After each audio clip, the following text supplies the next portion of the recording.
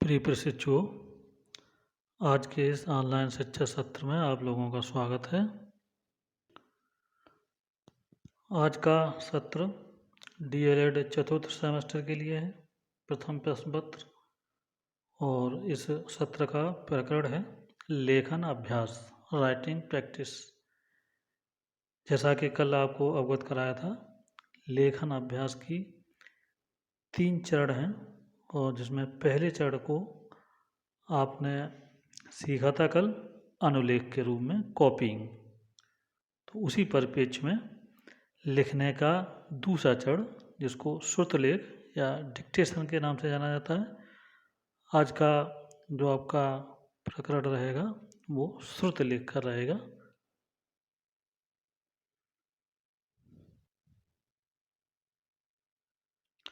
तो श्रुतलेख, जैसा कि इसके नाम से ही स्पष्ट हो रहा है, श्रुतलेख का मतलब है सुनकर लिखना। इसमें अध्यापक बोलते जाते हैं और छात्र तेज गति से लिखते जाते हैं। जितनी तेज गति से अध्यापक बोलते हैं, छात्र उतना ही जल्दी लिखने का प्रयास करते हैं।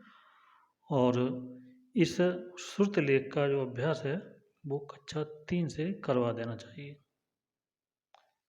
इसमें भरी हुई आवाज़ को छात्र सुनते हैं और फिर उसे अपनी कापी पर लिखते हैं। इसके माध्यम से छात्रों की आँख, कान और हाथ, ये तीनों इंद्रियां सक्रिय रूप से कार्य करती हैं। और जब बच्चे लिखने में अभ्यस्त हो जाते हैं और उनका ध्वनियों तथा उन ध्वनियों को व्यक्त करने के लिए अक्षर और उनकी आकृतियों से पूर्ण परिचय हो जाता है, तब उन्हें श्रुतलेख लिखवाई जाती है। आधुनिक युग में अध्यापक के स्थान पर ग्रामोफोन है, टेप रिकॉर्डर है, कंप्यूटर है आदि का प्रयोग किया जाने लगा है।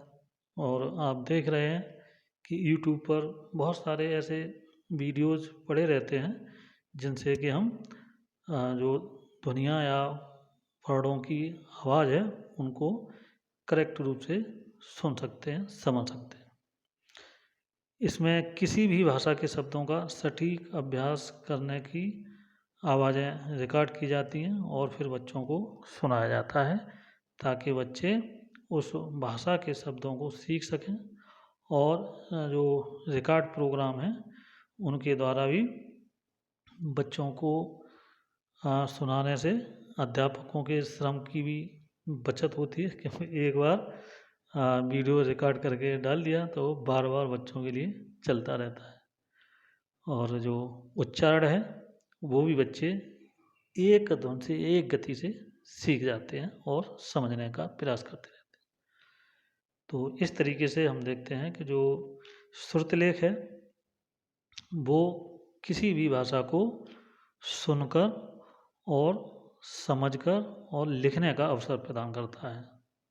तो इस प्रकार श्रुतलेख से जितना अधिक प्रभावशाली तरीके से सीखा जाता है उतना अन्य तरीके से मुश्किल होता है सीखना। बच्चों को अध्यापक अथवा मशीन के बोलने की गति के साथ साथ लिखना होता है, अतः वे तीव्र गति से लिखने का अभ्यास करते हैं। और श्रुतलेख बच्चे तभी शुद्ध लिख पाते हैं जब वे बोले हुए शब्दों के अर्थ को समझते हैं और अपनी बोध शक्ति का विकास करते हैं। तो इस प्रकार से श्रुतलेख अहम भूमिका निभाता है बच्चे की भाषा को समझने, सीखने और अभिव्यक्ति करने में। तो कुछ ऐसे बिंदु हैं जिनको कि श्रुतलेख को सही रखने के लिए जिनका चयन करना है या ध्यान रखना है, या ये कह लीजिए कि श्रुतलेख के देशों को दूर करने के लिए कुछ उपाय हैं जिनको कि हमें पूरे ध्यान से अनुकरण करवाना है बच्चों से, जिससे कि उन्हें किसी तरीके की प्रॉब्लम ना हो। तो आइए कुछ बिंदुओं पर चर्चा करते हैं और देखते हैं कि वो ऐसे कौन कौन से बिंदु हैं। श्रुतलेख के दोषों को दूर करने के उपाय। बच्चे गलतियां तो करते ही हैं। इन गलतियों को दूर करने के लिए शिक्षक लोगों को कई ऐसी बातें हैं जिनका ध्यान रखना चाहिए ताकि बच्चे श्रुतलेख के दोषों को दूर करने में अपना सहयोग ले सकें। जिनमें पहली बात है जो ध्यान रखनी है कि श्रुतलेख के गद्यांश न अधिक कठिन होने चाहिए और न ही अधिक सरल होना चाहिए, छात्रों के स्तर के अनुकूल होना चाहिए। और जो गद्यांश है वो छात्रों के मानसिक स्तर के अनुकूल भी होना चाहिए।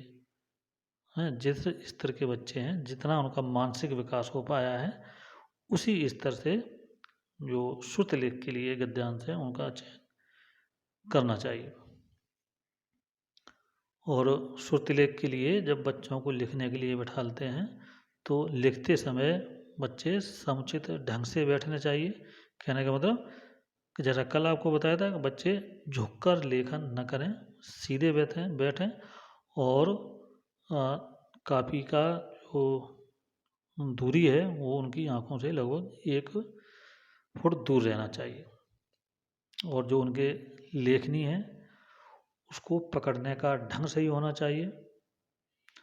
और जो छात्र हैं उनको कापी, पेन, स्याही आदि अच्छे से देख लेना चाहिए कि उनके पास है या नहीं है, क्योंकि जब वो बोलना शुरू कर देते हैं फिर पता चलता है किसी बच्चे के पास पेन नहीं है, किसी के पेन की स्याही ख़त्म हो गई है आदि।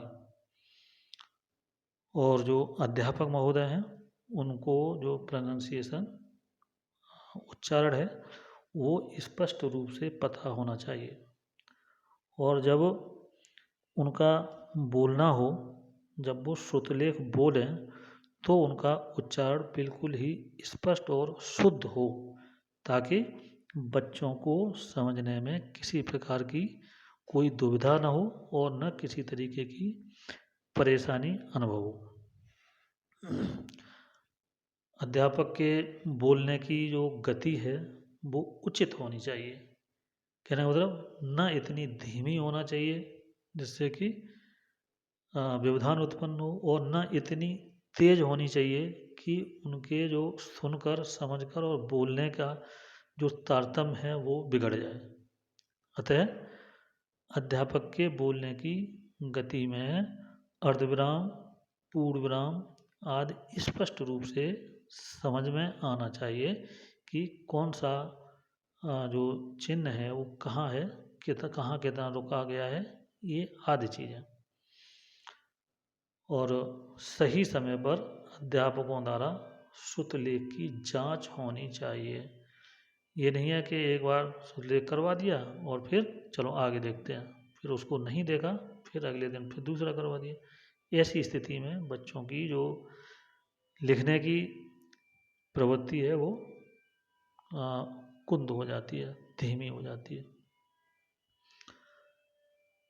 तो श्रुतलेख को ठीक से जांचें और जांचने के पश्चात जो भी उसमें गलतियां हैं, जो त्रुटियां हैं, उन त्रुटियों को स्पष्ट रूप से और बच्चों को बुलाकर एक एक करके व्यक्तिगत रूप से छात्रों को बताना चाहिए और उनसे उन्हें अवगत कराना चाहिए कि आपने अमुक जगह पर अमुक गलती की है, इसमें यहाँ सुधार की ज़रूरत है।